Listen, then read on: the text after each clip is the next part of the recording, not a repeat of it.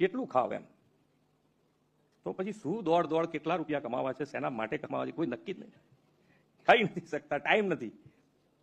અમારે ત્યાં આગળ એક બંગલે એક ભાઈ આવ્યા હતા કે તમારે તો મજા છે ને, એટલે એણે પેલી આગળની લોન ને બધું જોયું, હિંચકો વિચકો પડેલો બંગલે અમારા, એટલે મને કે મજા છે તમારે તો.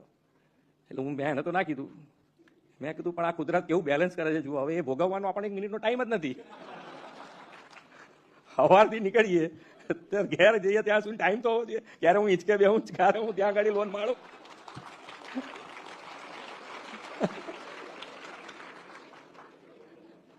પણ હવે આમાં શું છે કે ભાઈ આપણને લાગે દ્રષ્ટિ તમે જુઓ. પેલા મજા આવી ગઈ, કહો અમને મજા છે, જલસા અમને છે બધા. હવે ખરેખર જોડે ફરે તો ખબર પડે કે 2 જણ નહીં, 3 દાડે તો કે તમે નીકળો, આજે હું આવું છું તમારા આગળના કાર્યક્રમમાં જોઈન થઈ જઈશ.